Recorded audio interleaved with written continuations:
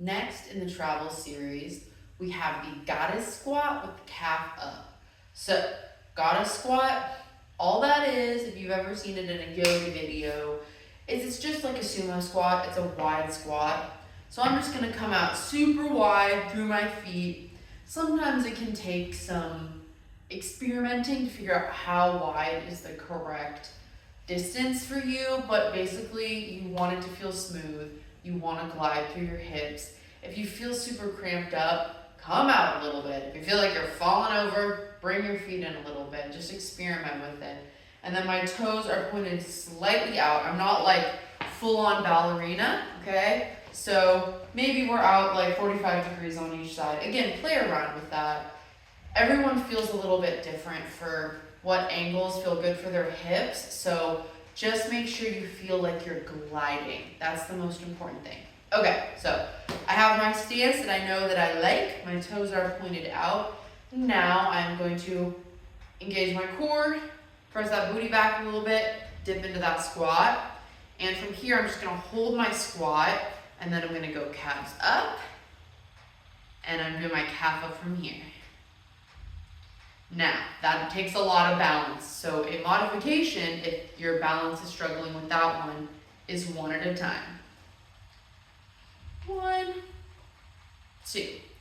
So I'm getting some time under tension for my squat hold, and then I'm getting a little bit of a compound move because now getting those calves engaged as well. Now I'm gonna go back to that double variation.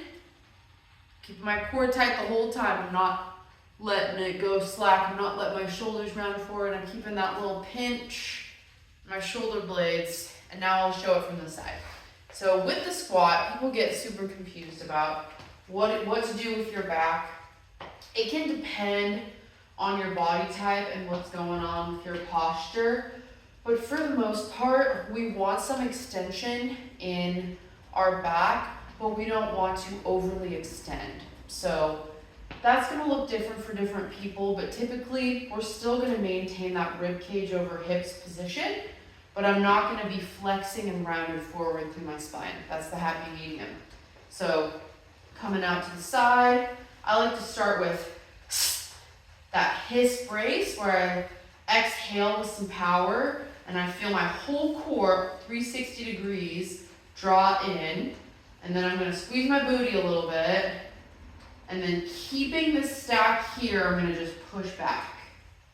And that's a pretty nice setup. And I'm not rounding to the upper back. I have a little bit of engagement through my retractors, okay? So I'm pulling my shoulder blades together a bit. So those are some good tips on how to set up your squat. Hold this for as long as you can. This is another time under tension exercise we're utilizing during our travels. And it's gonna be a great one just to get the legs active, especially if you've been seated from traveling. You wanna get some blood into that booty, so let's do it.